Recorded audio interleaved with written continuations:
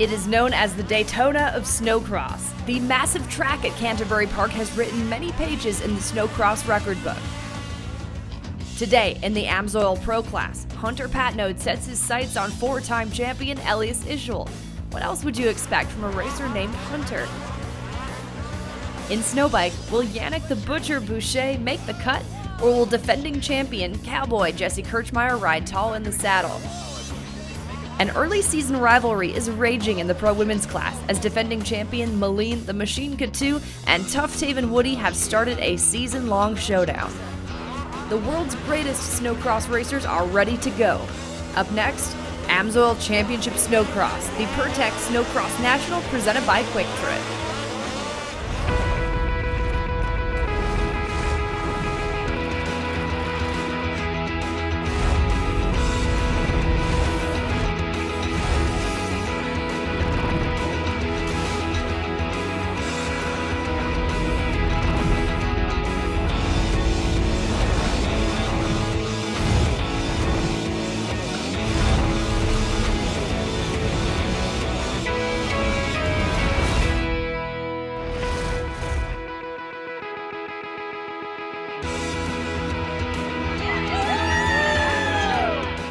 Canterbury Park in Shakopee, Minnesota. This is the big house, and the race we're about to see unfold is the Pertec Snowcross National presented by Quick Trip. This is one of the most iconic, historic venues in snowmobile racing. Robbie, why is this place so special? I'm not exactly sure why it's so special, but it is, and it's awesome, and the crowd and the lights, and everybody loves this race, and this is the one you want to win. And we just came off of a 4-weekend break, so that is a little bit of a mini off-season within the season, so a lot of storylines to cover. And speaking of more storylines, Josie Christian is going to bring us one as we go down to her trackside. Here with Cody Cam coming off of a phenomenal weekend back in Fargo. Definitely a good start to the season for you. And now coming into Canterbury, it's going to be a lot of fun because you're pretty good at this track. This is a good place for you. Yeah, Canterbury is always a great race for me, and we have enough time after the first round and into the season where we get to actually ride quite a bit and get some more practicing in. So just excited to race here in front of the big crowd and usually a big track, so just looking forward to having fun. It'll definitely be exciting racing. Make sure you guys keep an eye out for the 53.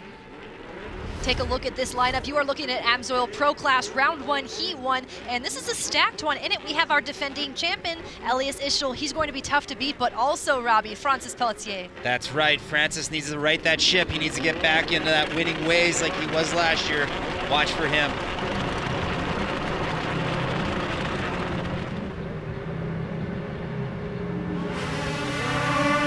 And we are off. Who's it going to be? It looks like Warner Racing's Francis Pelletier rips the pole shot. Oh, huge crash behind there too. Looked like Polka too, but here comes Evil Hart. Yeah, Cody can't. Oh, I'm sorry. That's John Maustrom, one of the Henches Racing flyer sleds. Pelletier makes that triple. Out of the back section in the skidoo whoops. Evil Hart trying to make up some room. No one else wanted to commit through the Arctic Cat triple, but big risk, big reward. Francis Pelletier sets the pace through the Pertec step-ups across the Amsoil finish line. That's a lap. All right, watch Pelletier. He comes around this corner. Let's see if he can do that triple again. That was absolutely massive. Here we go, triple. And he cases it. Oh! We had just witnessed Elias Ischel made that pass around Evil Hart. Look at him go. He's closing in on Francis as they head into the Ziegler Cat corner. We'll see what he's going to set up here on lap number 2. Wow, look at what Elias just did. Oh, big mistake. You can't gain any ground. He has to look around and enter the track safely. Now he's back in the mix just behind this battle between Gustav and Peter Narsa. Some contact is made through the center of the track. We got Pelletier out front, just kind of in no man's land. He's got no pressure behind him. Easy riding. The battle is definitely behind. Here we go with Elias, Peter Narsa. Yes, we continue to see this one. Elias Ischel, he needed to make his way through that. That has been a heated battle throughout this race. Again, that's Peter Narsa and Gustav Salston.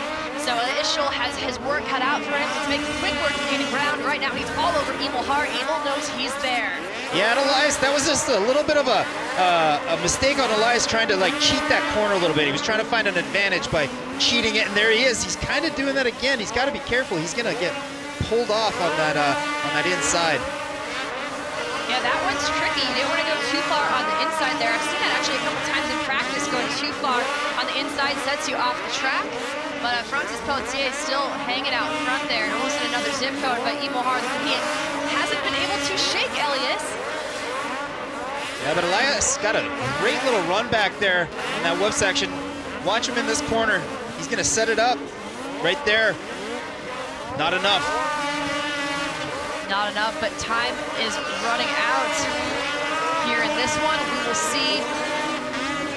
These are sprints, these qualifying rounds. Elias Ischel tries to make the inside line work. Nope, not enough. Emo closes the door. All right. Sorry, I didn't mean to cut you off there, but Elias, he's gonna set up that corner again like he did last lap. He's gonna try to drive to the inside. Just not enough. Nope. And really liking what I'm seeing from Emo for the skidoo rollers, the whoop section. But here we go, Elias Ischel side by side across the Amsoil finish line.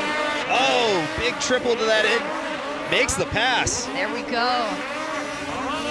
That's just experience. What Elias did right there was sat back, had enough of that, didn't like to get roosted, and said, all right, this is my line. This is where I'm going to make my decision, or the pass and make it stick. So. Yeah, I was really watching, really analyzing. Of course, made some attempts in there, but it was a matter of time before he got risky, but he didn't really need to. That one was calculated. Now we are seeing the 27. Peter Narsa challenges Immohar. Yeah, Har just trying to, he's not sure what's going on. These guys are catching him, passing him, and leaving him, and he's not, the race is kind of happening faster than he would like, but last lap, white flag is out. Immohar tries to make the inside line. That's how they may set it up. We'll see if Elias Ischel closes in through the inside line. Peter Narsa just there around the outside. So we're having blanket coverage again. This is your battle for the second place position as Frank makes his way through the Ziegler Cat and Quick Trip corner on his way to collect a qualifier win, the first of the evening. And he does. Tip of the cap to Francis Pelletier. And it's going to be Elias Ischel, followed by Immohar, Peter Narsa. And Francis, coming off that start line, you were out front right away. You had clear vision that entire race. So talk about what you were able to learn from the track that you're going to use the rest of the night with these line choices. Yeah, just try to breathe out there, having fun. Most important thing now. Most important part is having fun. We love to hear it. Well, good luck the rest of the night. No doubt that was fun for him. That was fun to watch. Nice job, Francis Pelletier. Will Pro Lite points leader Jordan LaBelle be pushed hard by Riley Bester? Can the local Minnesota racer stop the LaBelle winning streak?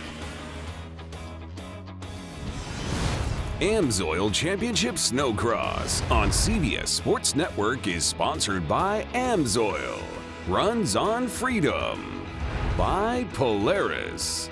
Think outside. By Ziegler Cat. We're ready. And by Makita. Experience Makita cordless outdoor power equipment. Rule the outdoors.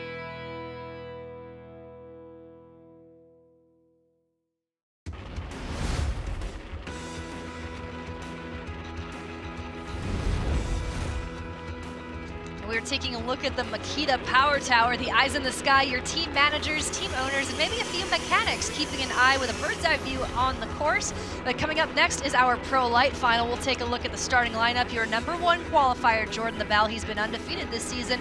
Marcus Ogamar's also been strong, but Robbie, the 151. Riley Bester, whole shot machine. He doesn't miss. Can he do it again? We will see. Let's find out and talk to Josie Christian trackside. This Pro Lite class is nothing short of exciting, and it always will be with the amount of riders that we have in it. But a rider we should watch in that front row is that 151 Riley Bester I was talking about earlier. He's a sneaky rider when it comes to passing. He's a good, clean passer, but I think he has those red number plates on his eye as he's sitting second in points going into today's racing. So he wants those from Jordan LaBelle.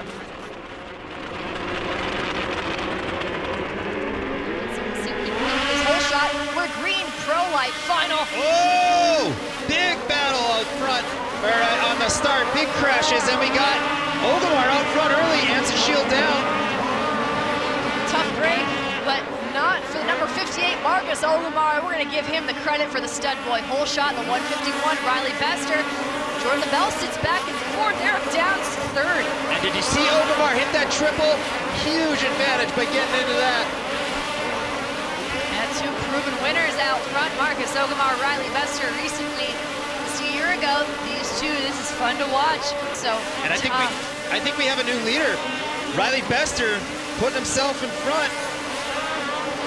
Found his way around Ogumar. Yellow flag's out, don't jump. Yeah, caution flags. They're going to be watching these racers like hawks. But yes, your race leader, Riley Bester, through that Polaris corner, gets around Marcus Ogumar, but right in tow just behind them. That's the 511. Yeah, we got that sled on the track. We really need to get that thing off. Here we go, Jordan LaBelle looking a little bit, staying a little bit lower through this Q rhythm section. Nope, not going to make anything happen there.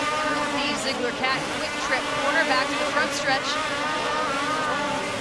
Caution flag is still out as they try to remove a snowmobile of Oscar England. So caution flag conditions, but now they're clear of it. Good battle. Jordan. Wow. Yeah, great battle, but watch Jordan. He's gonna find something here, right there. He's got a line. He's just too smart. He knows he doesn't want to pop up in those whoops and lose that momentum. Now, if you're Jordan, you want to get after Riley. He's not that far ahead of you. So focus on your laps, hit your marks. And if you're Riley, you better just tuck your ears back and try to go as fast as you can, because Jordan's never going to give up.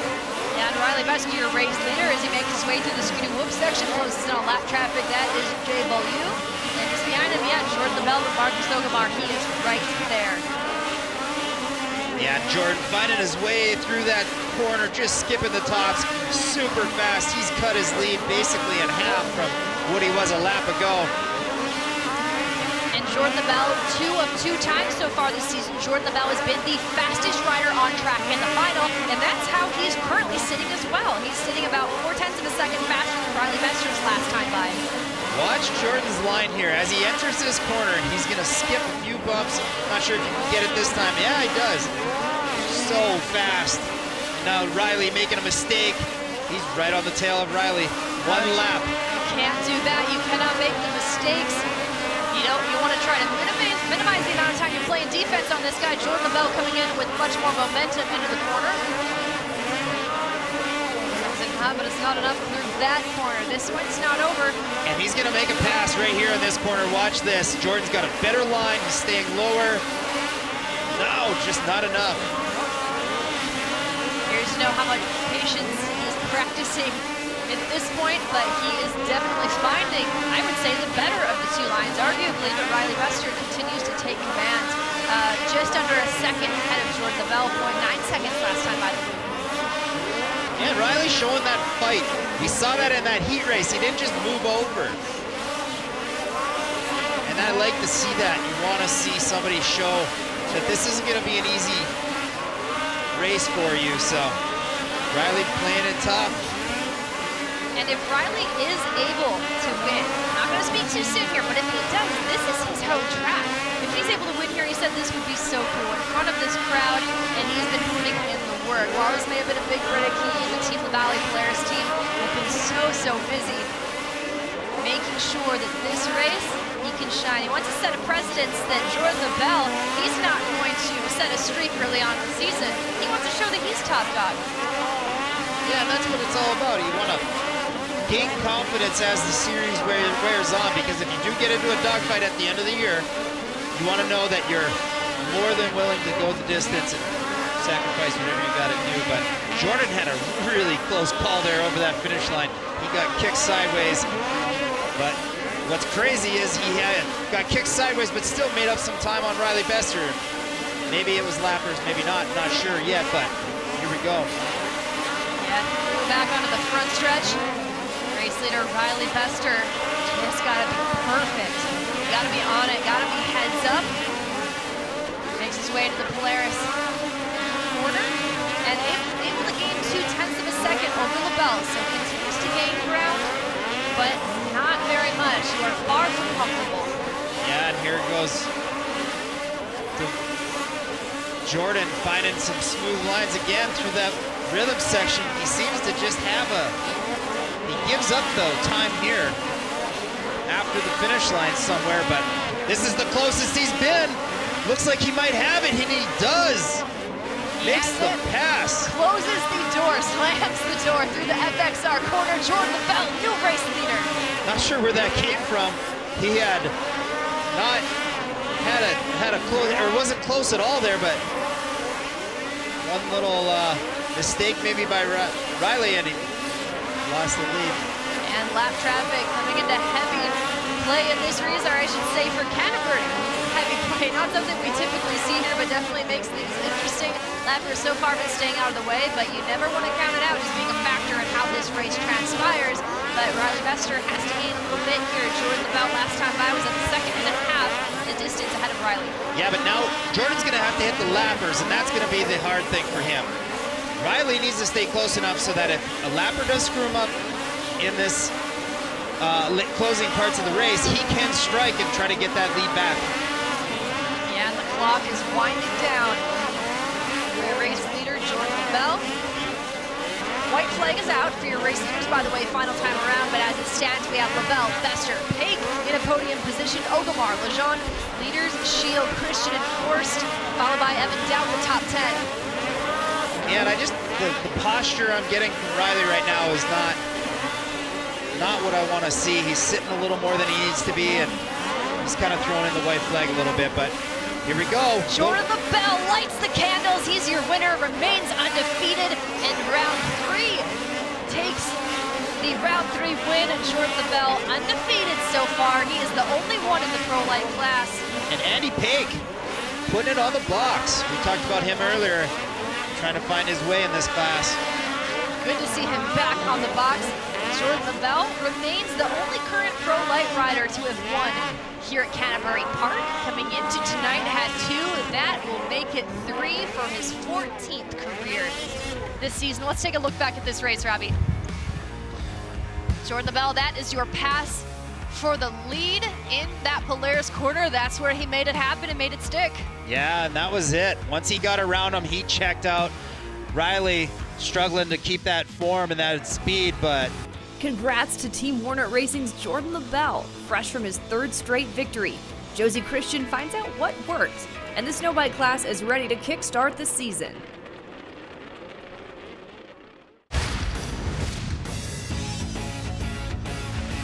With this whole shot, we're green Pro Light final. oh! And if you're Riley, you better just tuck your ears back and try to go as fast as you can, because Jordan's never going to give up.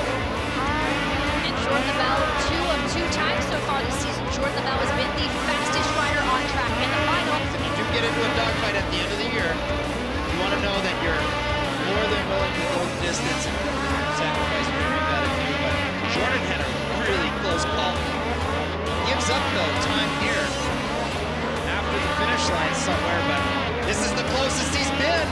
Looks like he might have it, and he does. Makes the pass. Closes the door, slams the door through the FXR corner. Jordan LaBelle, new race leader. Here we go. Jordan LaBelle lights the candles. He's your winner, remains undefeated in round. But let's talk about that moment when you went and passed Riley. You just launched over that finish line, and you barely had to take a battle for it. So what was that moment like for you? Yeah, I found a good line doing a wheelie over the little bump before the finish line, and it just it worked really good.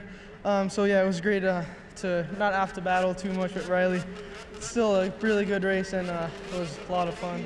And I'd so like to give a shout out to the crowd here. It's just awesome to see that many people at the race. Thank you.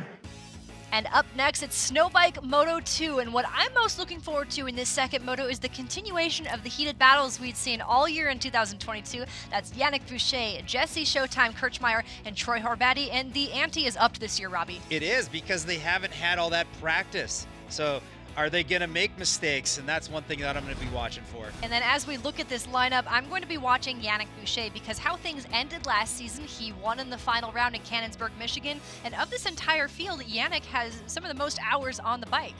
He does, but her body, always good on the start. And he likes to ride a little loose and a little crazy, so let's see what happens. A little loose and a little crazy is exactly how our defending champion, Jesse Kirchmeier, also races. So let's see what Moto 2 has in store. The boys are back. We have the snow bikes out there for the first time this season. They are getting heated up, ready to go. Let's watch them racing. Thanks, Josie. We have Troy Horvath taking the whole shot, and just side by side with him, that's 6:30, RJ Marnock. Troy Horvath focusing exclusively on the snow bike tonight, has suffered an ankle injury, so he is not racing the sled, just focused on the snow bike. This is his passion, this is where he shines. But right now he has his hands full with this battle for the lead with RJ. Jesse Kirchmeier works his way through as well. And that is up against, wow, takes the outside. Jesse Kirchmeier may find himself, no, as a 157, excuse me, Troy Horvath there takes the outside line, the momentous line. That's what these snow bikes like, to maintain this lead, but he is being challenged by the butcher, Yannick Boucher. Oh! Whoa! Boucher takes a digger there. Boucher probably has more practice time than anyone this season, but anything can happen in these races. This is so tough break for him. Whoa, another rider off the sled through the backstretch. That is our cowboy, Kirchmeier, taking a snow sample, so our two fastest qualifiers are down on lap 2. Wow, what a shakeup. Yeah, and Yannick just took 2 laps to go, so running out of time to make something happen. This isn't a round 16 round 32 moto series, 3 weekends, 6 rounds, 12 motos, no room for mistakes or being slow to warm up. And some of these racers, and Jesse, while he may not have finished the race, he said he's only been on for a short while. Another rider down, Her Troy. body. No, your race leader. Yeah. So Yannick Boucher is going to take that white flag. RJ Marnock, I believe, is going to be in second, but we had seen Troy Horvath. He's actually back up. He's only going to lose 1 position, so Troy Horvath in second. This race is full of unpredictable moments, chaos. I was really hoping we'd see some more battles that we had seen here 1 year ago in the snowbikes. That was one of our most talked about highlights of all the classes of the season. So the snowbikes definitely know how to put on a show, but talk about the comeback for this guy, Yannick Boucher, the butcher. He's going to take the Moto 2 win.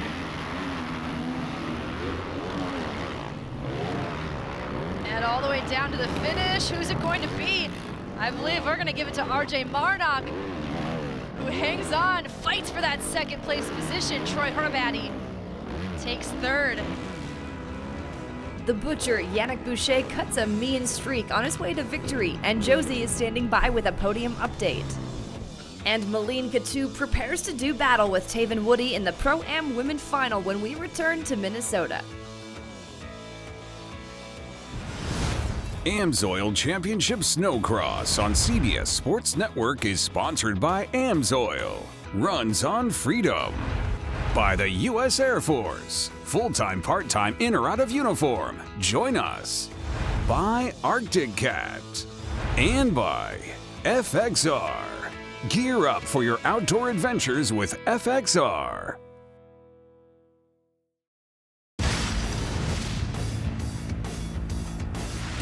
Have the snow bikes out there for the first time this season. They are getting heated up, ready to go. There takes the outside line, the momentous line. That's what these snow bikes like, to maintain this lead, but he is being challenged by the butcher, Yannick Boucher. Oh! Whoa! Boucher. Boucher probably has more practice time than anyone this season, but anything can happen in these races. This is so tough break for him. Whoa, another rider off the sled.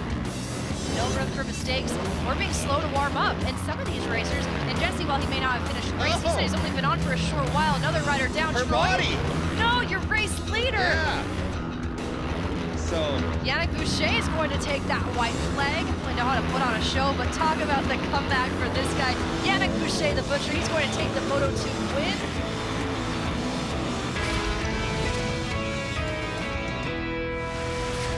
Yeah, it feels good. To get the win is awesome, but honestly, first moto, I just made so many mistakes, and ended up on the ground 3 or 4 times, and I just wanted to stay smooth in the second moto and let things happen, and it went great, and I'm first on the bar, so I'm pumped. And up next, the highly anticipated Pro Women's Final, round 3. I'm keeping my eye on Inanna Hauger and Ava McCurdy. Those two are whole shot machines. What are you watching for, Robbie? Taven Woody, I seen it in Fargo. She has a spark in her eye this year. It's different. She wants to win. She's going for the win. So keep your eye on her. Yeah, and she's a proven race winner, but she says, by golly, I need a championship. So she is going for it. Let's see what Taven and the field can do coming up in this Pro Women's Final.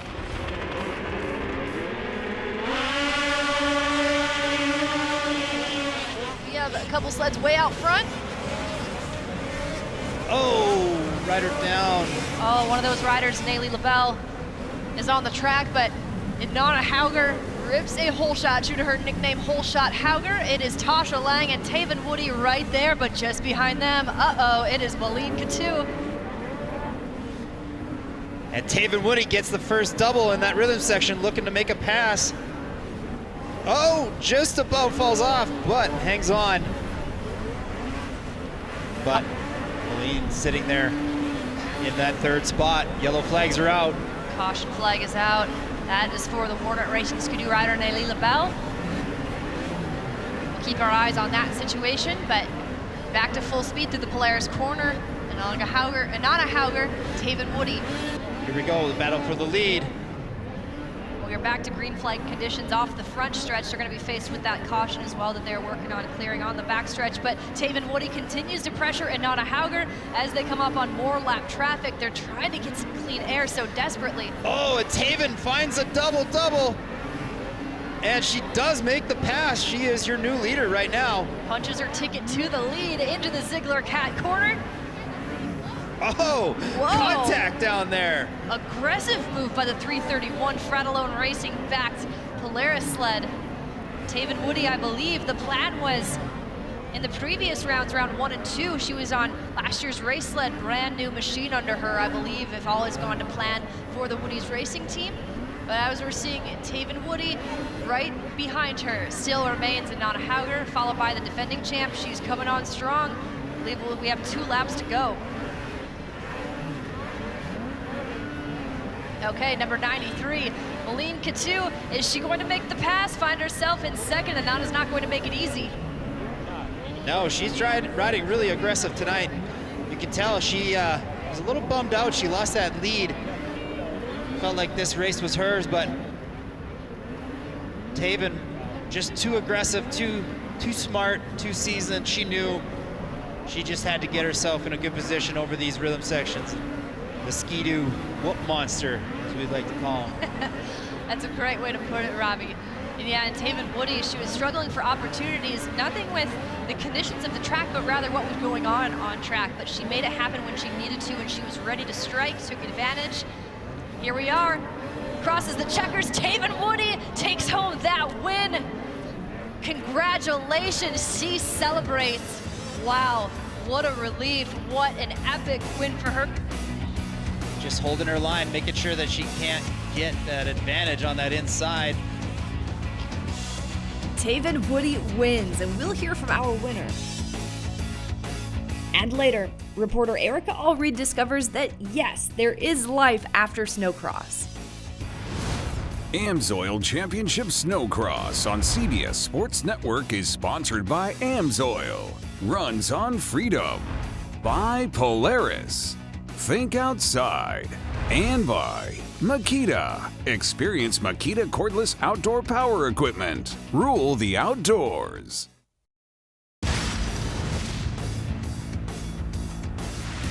Expect Inanna Hauger and Ava McCurdy to be strong on the hole shot, but we have a couple sleds way out front.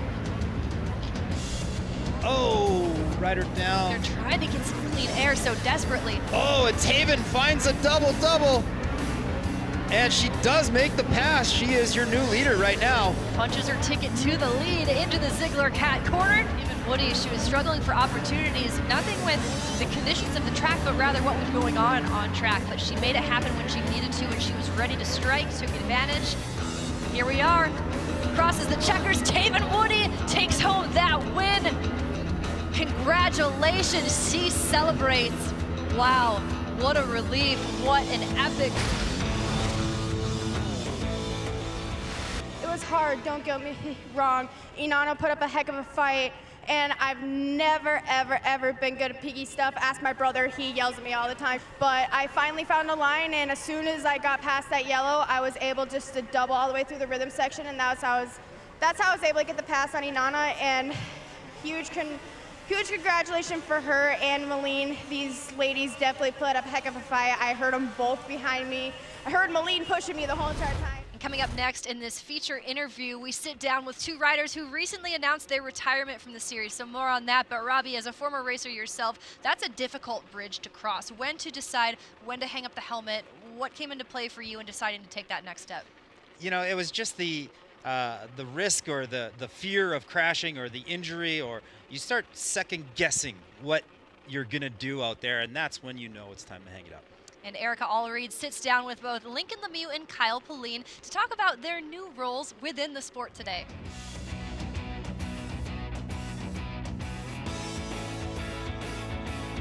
Lincoln, there are so many previous racers and champions that simply go off the radar once retiring, but you, however, have planted your feet and roots and continue to play an active role in the sport. Why is that? Snocross gave me so much. I made a lot of money doing it and I had a lot of fun. And I just wasn't ready to give it up. So I just really wanted to stay in the sport. I wanted to help the younger guys and girls. You know, we put together a good team and everyone gets along and we're having a lot of fun, and I think you're gonna see the guys and girls are gonna go really fast. Polaris, they came to me this off season and they said, we want to try something that we've never tried before. We think you could be really valuable to our riders as a rider coach. It's just really rewarding, and I mean, Levi, he did that for me when I was at the very beginning of my pro career, and it helped so much. I mean, just so much experience that he was able to share with me that I didn't have to necessarily learn it the hard way or take a long, I was able to short the process a little bit. I think it'd be really fun to try to give some of that back to, you know, Adam and Riley and these next group of kids that are coming up. How are you hoping to continue to grow the sport and the sports youth to allow them to have those same experiences that you had? I mean, really, it was a family sport that we did growing up. So, and that's what I saw in my team. I really just want to be a part of the family, the Snocross community, and just give as many people opportunities as we can. Still ahead, prepare yourself for the premier class in all of Snocross, the Amsoil Pro Class. The world's greatest snowcross racers continue to battle for a championship. Amsoil Championship Snowcross on CBS Sports Network is sponsored by Ski-Doo. That's Ski-Doo feeling. By Pertec, 24/7 hydraulic and industrial hose service. And by Amsoil, runs on freedom.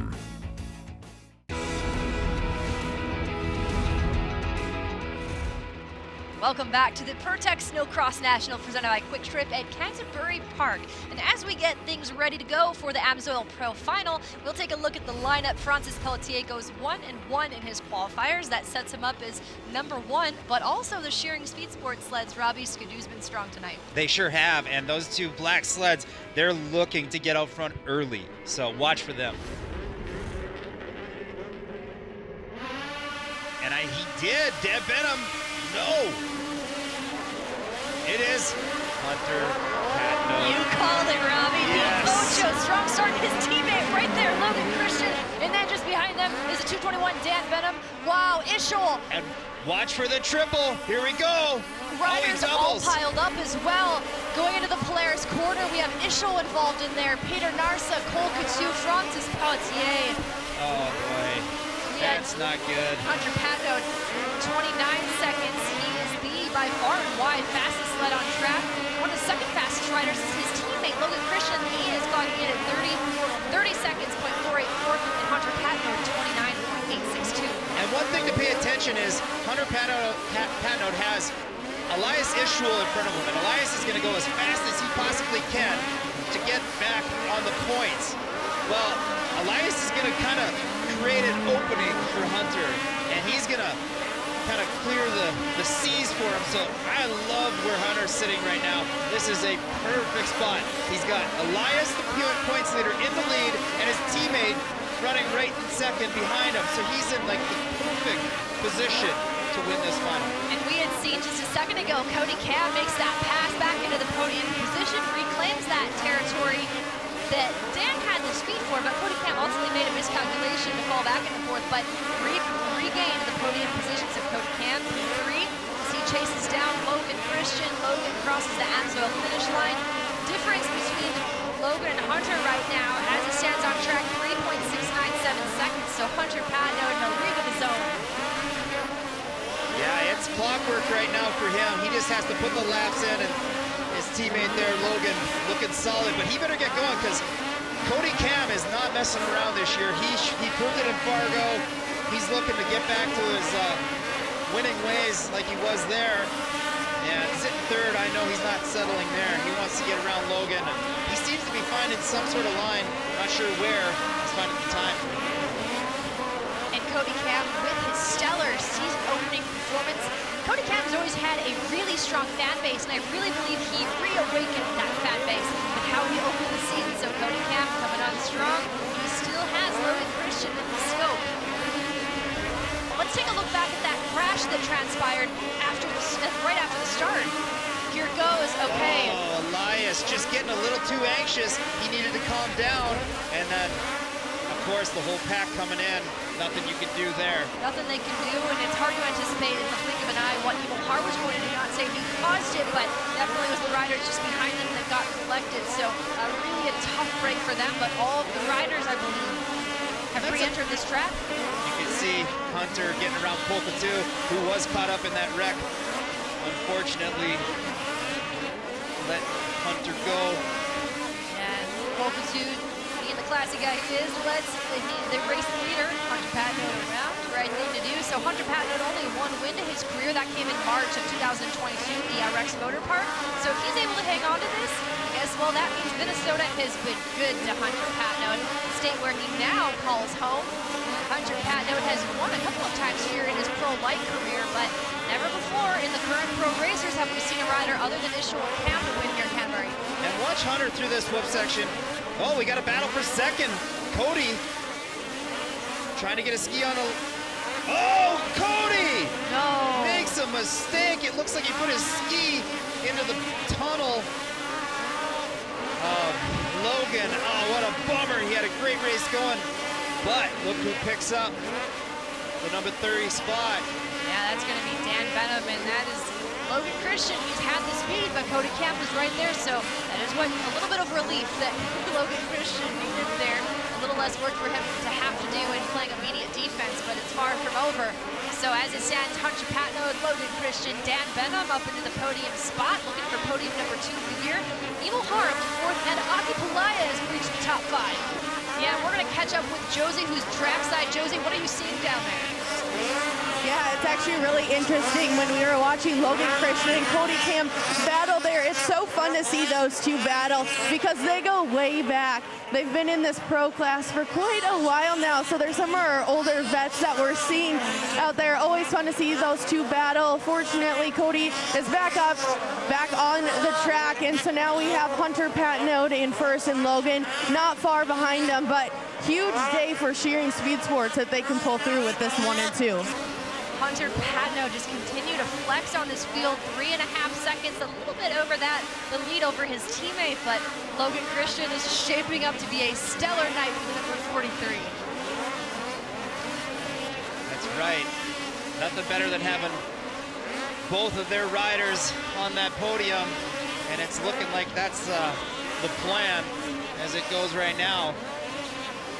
Not only do well and succeed here at Canterbury Park, but to rally back after a really troubling opening round for Hunter Patno. Logan entered the weekend top 5 in points, but you can hang on to it. These two riders, well, this is a solid start to the weekend for them. This time is winding down on the time clock. Evil Har, as you see there on the screen, running fourth. He's making some ground up on Dan Benham, which is interesting because that's a podium spot right there. So he's gonna put everything he's got, and with the lappers getting in Dan's way, it's gonna be hard to navigate. And we have under 10 seconds remaining. So we will see. Oh, and Har is all over Dan Benham. We got a battle here for third, and he's got him. Wow. Look at that, last lap. Emil Har makes the charge. He's been hanging around the top 5 throughout this entirety, has remained consistent. Again, came out unscathed of that mayhem earlier on, so into that podium position. That is great for Emil Har. By the way, the time clock has expired, so the white flag is out. And it looks like we got a new winner this year. Hunter Patno, the Ocho, second win in the state of Minnesota, does it. Celebrating a big comeback. Hunter Patno reigns victorious, round 3 in Canterbury, Minnesota, a place that's been so good to him in Pro Light. Look at the hugs, the celly between the teammates. Logan Christian finishing second. These two are best buds, and they get to embrace this moment together and share it, just soak in that skidoo feeling. And they Patno hunts down his first victory of the season. That's career win number 2, and he's joined at the podium by teammate Logan Christian.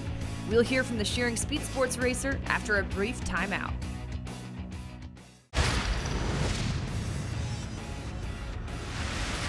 And he did, Dan Benham. No. It is Hunter. You called it, Robbie. The Ocho, strong start to his teammate right there, Logan Christian. And then just behind them is a 221 Dan Benham. Wow, Ishol. And watch for the triple. Here we go. Riders all piled up as well. That's right. Nothing better than having both of their riders on that podium. And it's looking like that's the plan. Looks like we got a new winner this year. Hunter Patno, the Ocho, second win in the state of Minnesota, does it. Celebrating a big comeback. Hunter Patno reigns victorious, round 3 in Canterbury, Minnesota, a place that's been so good to him in Pro Light. Look at the hugs, the celly between the teammates. Logan Christian finishing Without this team, I don't think any of this would be possible. And you know, we just have that never die attitude. And Logan and I actually, we had a pretty deep conversation after Fargo, and we're just trying to think like, man, what are we doing? Like, what can we do better? What should we be doing? And over the break, we just worked really hard and continued to try to push each other. Yeah, and I think that just showed tonight. Yeah, this one, I'm happy I was able to come across the finish line first, and it's even sweeter that it was Logan and I both coming down the front stretch. Well, here is a look at our Amsoil Pro point standings following round 3. So Elias Ishol remains high point man going into round 4, followed by Cody Cam with 105. Then it's Emil Har, Daniel Benham, and Logan Christian. That's the top 5. Robbie, your thoughts as we embark on round 4? Well, we flipped and flopped back and forth from Fargo. We had our Cody Cam, Elias Ishol duel. Well, that didn't happen today, and that's okay. We got some serious contenders. Now we added more numbers into the mix, and I'm excited for what's to come. And for the race within the race, it's a long season ahead, but the stage has been set for round 4. So if you aren't already, be sure to follow us on social media at Amsoil Championship Snocross on Facebook, Twitter, Instagram, YouTube, and TikTok. For myself, Haley Shanley, and Robbie Malinowski up here in the booth, and Josie Christian, thank you so much for joining us. Amsoil Championship Snocross right here on the CBS Sports Network. Have a good night.